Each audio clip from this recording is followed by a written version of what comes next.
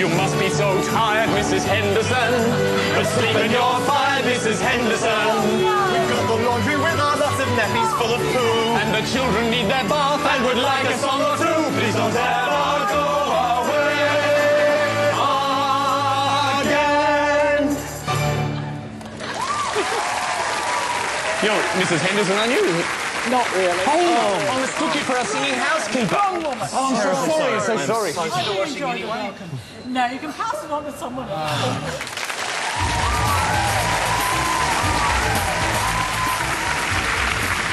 Now, like the rest of the Australian media, we haven't talked much about Iraq this year. Well, it's so easy to forget, isn't it? It's very easy, especially when there's so many more important stories like Kylie Minogue's new mystery man. So, if you're not up on the latest, apparently Iraq's not going all that well. No, we've just celebrated 4 years since Bush declared mission accomplished, and since then there's only been 70,000 deaths. Well, it's a good thing hostilities are over, isn't it? Just imagine. And Iraq is really hotting up as a huge issue in the upcoming US election. So we thought it might be worthwhile hearing what the average American thinks about it all. Charles Firth hit the streets to poll the public mood. What's the major cause of Iraq's problems? That they are naturally violent, that they're Muslim, or that they're Middle Eastern? Middle Eastern. That they're Middle Eastern. Middle Eastern? They're naturally violent, the young ones. Which Iraqi is most responsible for the country's upheaval? Use of Islam, Osama bin Laden, or Barack Obama? If that's the name of it, yeah. Probably the first one. Use of Islam? Yeah. It's probably a split 3 ways on that. You know, they each have hands in what's going on, you know. The last one. Barack Obama. Why? Because I've heard his name before. Barack Obama. Barack Obama, yeah. It's the way he presents himself, you know, he's just very evil. I would say Barack Obama. I think he's one of the ones that are behind everything else. What's the best way to solve the problem in Iraq? Convert them to Christianity, convert them to Judaism, or convert them to Ash? Ash. Ash. How come? I don't like them. Christianity. Christianity? Okay, why? I don't know, Christianity seems to be a peaceful religion, I guess. If conscription became necessary to win, though, in Iraq, which group of citizens should America recruit first into the US Army? The homeless, troubled black youths, or orphans? Well, I'd give a shot to the troubled black youths. Maybe they would get straightened out in there. The homeless, I guess. Why? Just because they're not really doing anything anyway. Orphans.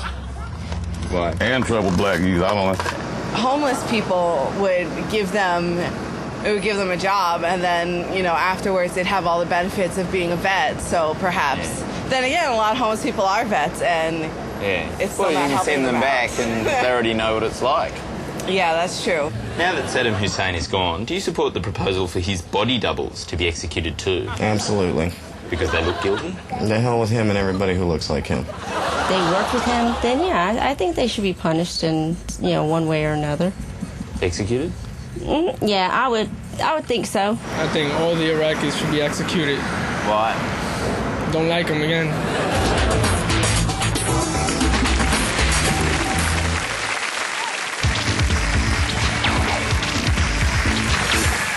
Now, sadly, there's no Andrew this week since he was detained by security guards at the Logies, but I'm very happy to warm the seat for him. And before we get into it, it's time for Anna Corrin's Segway of the Week.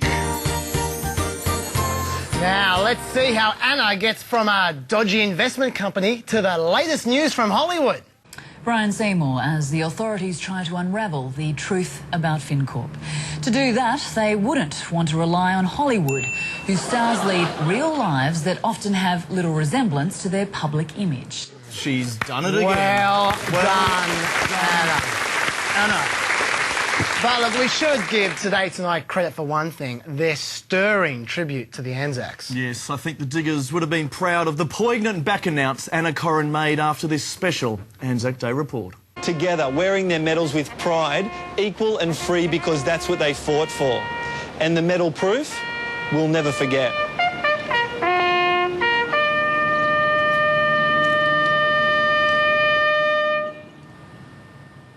Andrew Burke reporting.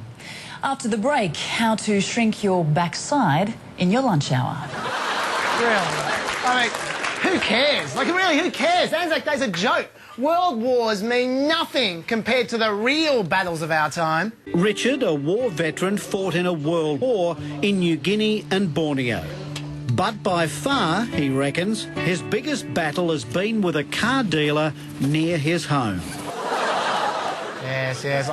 Our grandfathers fought in the Great Car Dealer War. What a bloody battle it was. Chin up, boys. We're going over the top. Wait till you're some family fans. Come on into our tower. You know where to find us. Where the place to be. Use cars.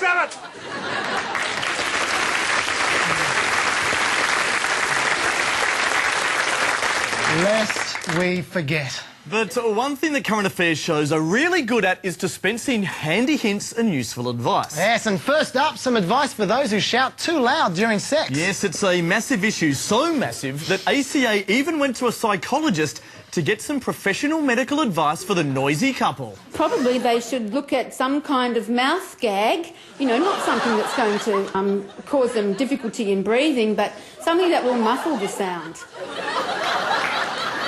Sounds very romantic. Oh, hang on, Chris. I can think of one very good use for a mouth gag. But of course, while you're having all that noiseless sex, you want to look your very best, don't you? Yes. Thankfully, these shows also offer us some wonderful beauty tips. Forget toothpaste. Catherine Zeta-Jones swears strawberries are the best teeth whiteners.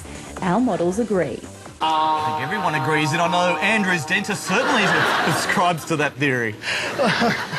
Look, being beautiful needn't be that hard. I mean, why go to the trouble of buying a single tube of lip gloss when you can protect your lips the easy way? They're mixing honey, macadamia oil, beeswax and beetroot juice to make lip gloss. So simple. I gotta say, my lips feel a bit dry right now, come to think of it. So do mine, and luckily I've got the recipe right here. Fantastic. Let's go, honey, beetroot Bit juice. of beeswax. Beeswax, just mix it all up. Oh, give me some lip There gloss. we go.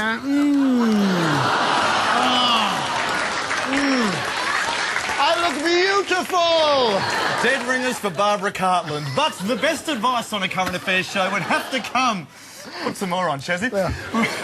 Would have to come from the woman who loves telling people what to do. Pauline Hanson. Now, not only does Pauline dispense advice, but she even helps you carry it out. Pauline Hanson thinks we should go even further when it comes to dealing with those who have a problem with displaying the flag. Go back where you came from. You're clearly not Australian. I'll take them to the airport, actually. I'll pay for the taxi fare there, and they can leave the country. She'll pay for the cab fare. Well, God knows I need a holiday, and I think displaying the flag can be a little bit tacky. So, I went to take Pauline up on her offer. Hi, Pauline. Hiya. I just wanted to take you up on your generous offer, so I'm all packed up and ready to go to the airport. Let's go. Darling, I'll take you to the airport, but I haven't even got a... Have you got a ride? You can give me a ride? You can give me the cab money. I can go there. It's $40. It's not going to happen. I bet if I was David Oldfield, you'd help me leave the country. You've got more chance. Just wait in line with him.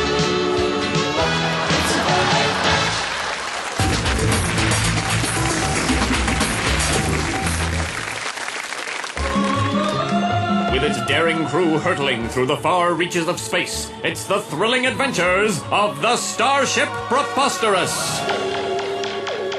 All right, Dr. Sanders. Set course from Montebellus 7. Captain! Dr. Majors.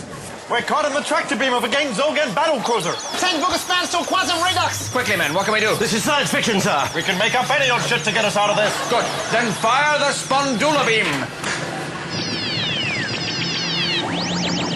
It bounced off their Tectonian shielding. Three Booker Spans. And you use the molecular anti-spublicator. Yes, sir.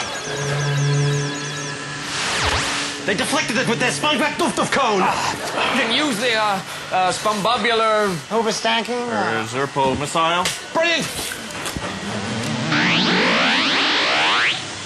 It's worked. The enemy's completely destroyed. Hooray! Captain, the reboundable effect is making us crash. Damn this science fiction! Will the crew be able to bullshit their